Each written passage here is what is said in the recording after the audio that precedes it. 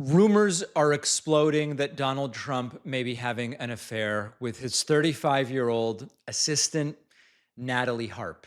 Now, I know that this may sound like the start of a gossip type story, and I assure you that it is not, and that this is not a show that does pointless gossip. There is a lot of highly relevant, high stakes stuff here.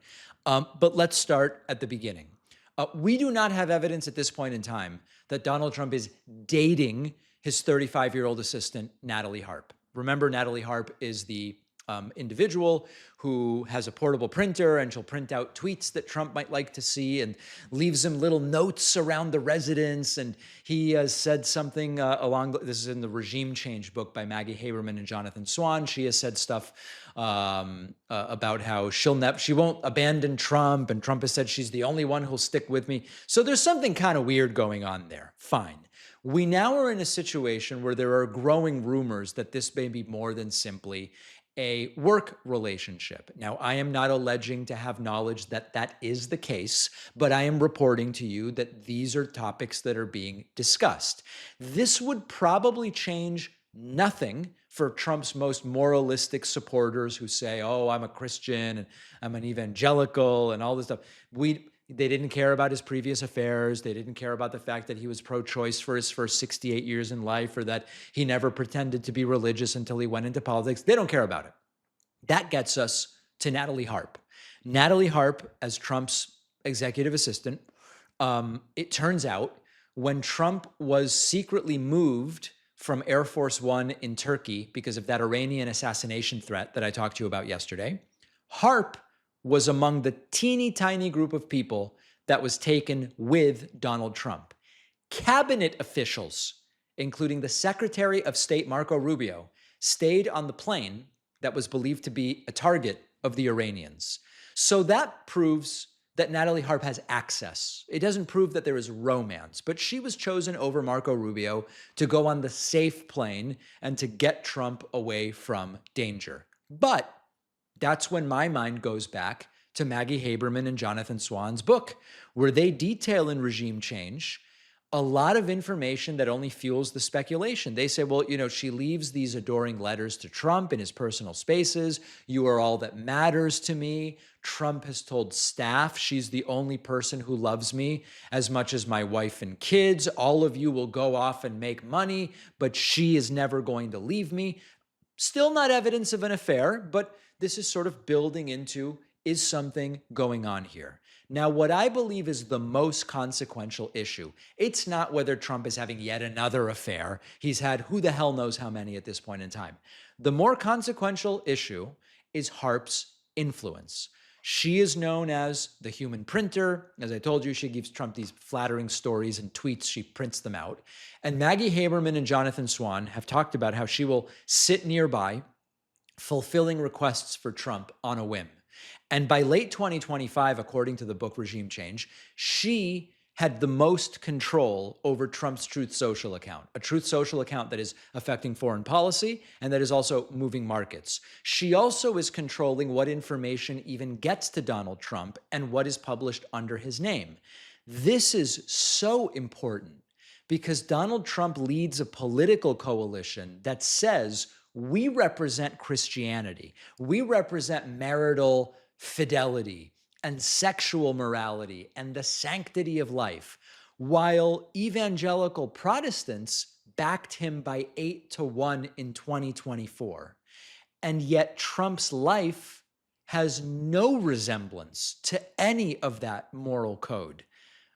You know the list, right? I mean, married 3 times, liable for sexual abuse, convicted of 34 felony counts involving business records used to conceal a hush money payment to a porn star, 40-something allegations of misconduct of various degrees.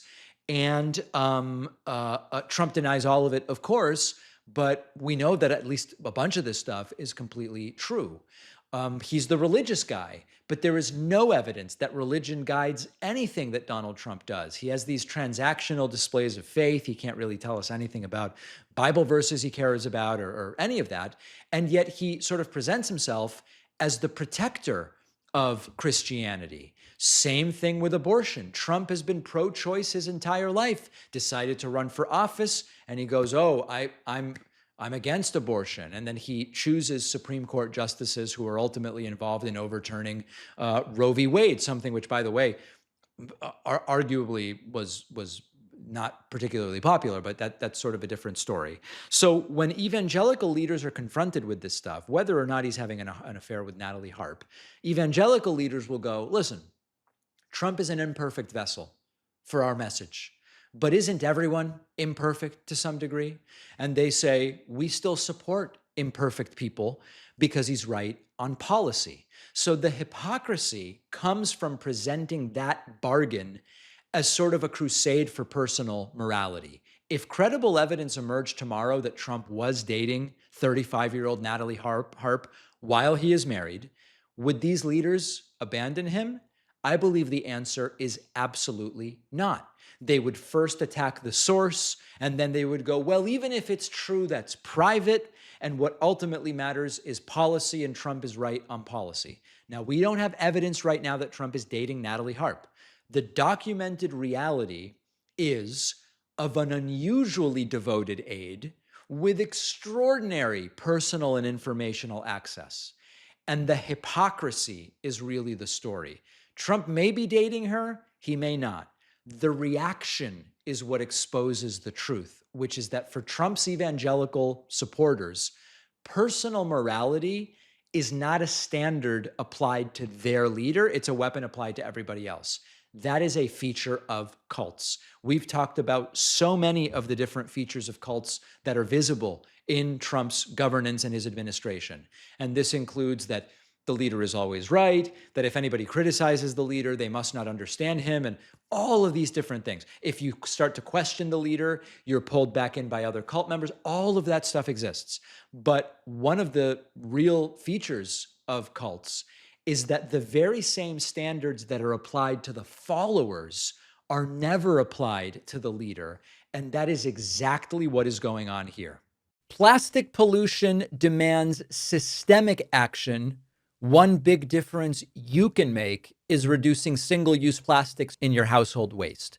Our sponsor, Blueland, makes it easy. They've got eco-friendly Power Duo laundry tablets. These are pre-measured, mess-free tablets, no plastics, no microplastics.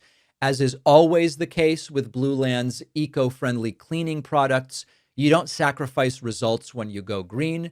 Blueland's Power Duo laundry tablets have a dual layer design. So you've got stain fighting enzymes and odor fighting technology. This is for those tougher loads of laundry, the sweaty workout clothes, the musty towels and food stains, kid messes also.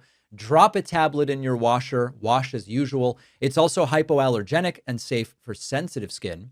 Check out Blueland's lineup of sustainable dish, laundry, and household cleaning products, which they reduce single-use plastic and use ingredients that are safer for the planet. Blueland's formulas are Safer Choice certified by the EPA, safety certified by Cradle to Cradle, and cruelty-free certified by Leaping Bunny. Blueland is a company that cares about our planet and your health. I love having them as a sponsor. My family uses Blueland products at home. Get 15% off your first order at blueland.com/Pakman. The link is in the description.